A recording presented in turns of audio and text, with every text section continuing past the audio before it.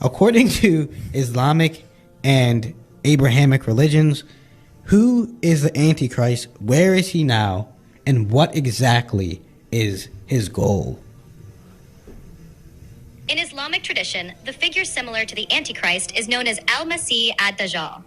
He's believed to be a deceiver who will appear before the Day of Judgment, claiming to be divine and leading people astray. His goal is to spread falsehood and mislead people from the truth. The concept of Dajjal is also present in some other Abrahamic traditions with varying interpretations.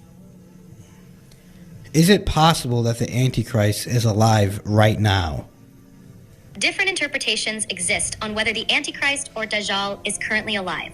In Islamic eschatology, the exact time of Dajjal's appearance is unknown, and it's often said that only God knows. Some believe he could already be present but hidden, while others think he'll appear in the future.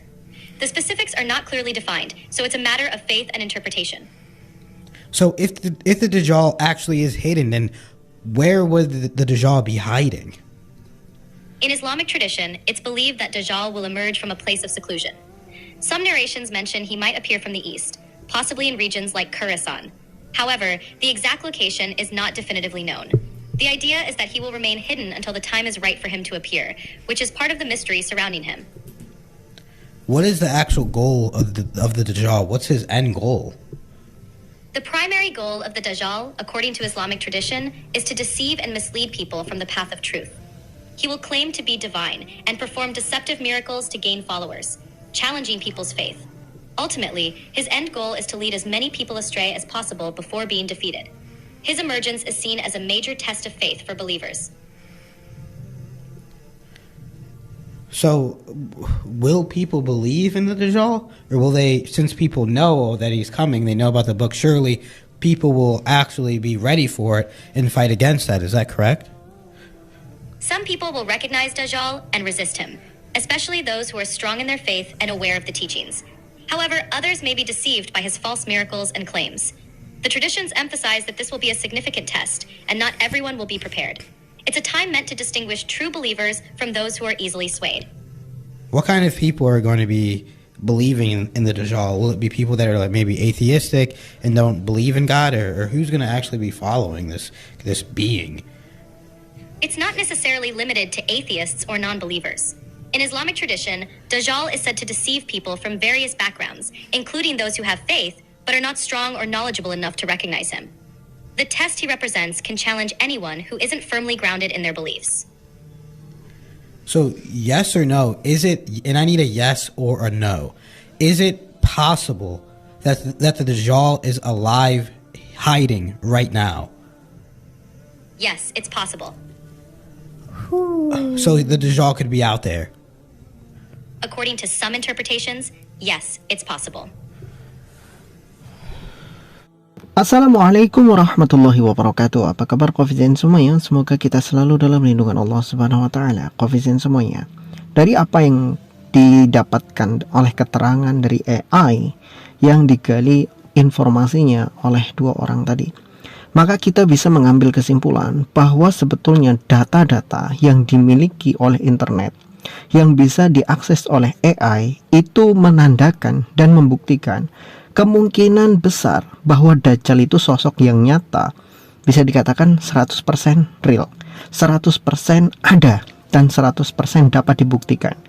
Kalau umat Islam itu sekedar meyakini, karena memang Dajjal itu adalah satu makhluk yang tidak akan muncul kecuali memang sudah dekat dengan hari kiamat. Adapun pernah ada kemunculan Dajjal di masa Rasulullah SAW, itu semua adalah atas izin Allah Subhanahu wa taala, menguatkan keyakinan kaum muslimin bahwa Dajjal itu betul-betul ada. Dan kenapa yang menemukan pulaunya Dajjal justru adalah orang-orang Nasrani, orang-orang Kristen, bukan orang Islam? Karena kalau keterangan itu yang menemukan pulaunya adalah orang Islam, maka bisa dikatakan itu adalah klaim sepihak. Islam punya keyakinan tentang Dajjal, kemudian Islam, orang-orang Islam menemukan pulau tentang Dajjal yang isinya adalah Dajjal dan Jasasah. Tapi ketika yang menemukan pulau itu justru bukan orang Islam, orang-orang Kristen, orang-orang Nasrani yang menemukan pulau itu, maka menjadi dua arah, bukan lagi satu arah lagi kebenarannya, bukan sepihak lagi, tapi ada pihak lain yang sudah membuktikannya. Jadi seperti ayat-ayat Al-Quran saja. Ayat-ayat Al-Quran itu kalau hanya diyakini oleh umat Islam, itu namanya kebenaran sepihak. Tetapi ketika ayat-ayat Al-Quran yang sifatnya ilmiah dibuktikan secara sains, dibuktikan dengan penelitian ilmiah yang nyata, dengan hasil yang nyata, maka kebenarannya bukan hanya sepihak lagi, tapi sudah saling melengkapi. Dari pihak Muslim, mereka memegang itu sebagai kebenaran, dan orang-orang kafir yang tidak percaya terhadap Al-Quran, mereka membuktikan kebenaran itu. Al-Quran betul-betul nyata, kan begitu. Sama dengan Dajjal. Kenapa hikmahnya justru yang bertemu dengan pulaunya Dajjal adalah rombongannya Tamim Ad-Dari, yang pada saat itu adalah orang-orang Kristen, orang-orang Nasrani, bukan orang Islam, adalah untuk mendapatkan dua sudut pandang antara Islam, kebenaran dari akidah Islam, juga dikonfirmasi dari orang-orang yang langsung membuktikannya, dan mereka bukan Islam, tapi pada akhirnya mereka memutuskan masuk Islam karena menemukan kebenaran yang sesuai dengan apa yang disampaikan oleh Rasulullah SAW. Nah, Kofizen semuanya, tidak ada satupun manusia yang tahu di mana posisi saat ini pulaunya Dajjal. Tapi kalau kita melihat dari posisi hadis, dari apa yang dijelaskan di dalam hadis Tamim Ad-Dari, banyak ulama-ulama mengatakan bahwa kemungkinan besar Dajjal itu berada di lautan dekat Yaman, dekat dengan posisi Yaman. Di sana ada beberapa pulau-pulau yang cukup jauh, terpencil, dan pulau-pulau ini terpisah-pisah, dan pulau-pulau ini memiliki struktur yang cukup berbahaya. Banyak binatang-binatang berbahaya, binatang-binatang beracun di sana, yang kemungkinan besar tidak ada orang yang meninggali di sana, sehingga kemungkinan besar Dajjal itu dikurung oleh Allah Subhanahu wa Ta'ala di tempat yang seperti itu, yang dulu pernah ditemukan oleh Tamim Ad-Dari. Nah, Kofizen semuanya, apa yang bisa kita ambil dari beberapa keterangan-keterangan itu? Jadi sebetulnya kebenaran tentang Dajjal itu bisa dikonfirmasi, baik secara kemungkinan, baik secara real, secara nyata, secara akidah, secara keyakinan. Semuanya bisa dikonfirmasi. Kebenaran-kebenaran itu bisa dikonfirmasi. Bahkan AI yang kita katakan mereka makhluk-makhluk ini adalah makhluk buatan, mereka tidak punya tidak punya emosi, mereka tidak memihak kemanapun, tetapi mereka AI ini bisa berbicara secara objektif tentang masalah Dajjal. Sehingganya ketika AI ini berbicara tentang masalah Dajjal sesuai objektif, kemungkinan besar orang-orang kalau mempelajari tentang masalah Dajjal maka akan menemukan kebenarannya. Karena Dajjal ini nyata atau tidak nyata saat ini memang betul-betul telah dipuja-puja dan dinanti oleh berbagai macam orang, berbagai macam jenis orang di atas muka dunia ini. Ada orang-orang Islam menantikan Dajjal kedatangannya bukan untuk disembah, tetapi justru untuk diperangi. Sedangkan ada sebagian orang-orang yang memuja Dajjal, ada ordo-ordo, ada kelompok-kelompok pemuja Dajjal, pemuja iblis, pemuja setan, yang menjadikan Dajjal mata satu sebagai lambang simbol Tuhan tertinggi mereka, pemimpin sekte tertinggi mereka. Termasuk orang-orang Yahudi, mereka juga menunggu Mesias terakhir mereka yang diyakini itu juga bermata satu. Kemudian di dalam Kristen sendiri ada keyakinan tentang masalah antikris. Antikris itu ya dilambangkan juga dengan sosok yang menentang daripada ajaran Kristus, ajaran yang dibawa oleh Yesus, ajaran yang dibawa oleh Nabi Isa. Dan ketika kita cocokkan kembali siapa antikris, ya kembali lagi kepada Dajjal.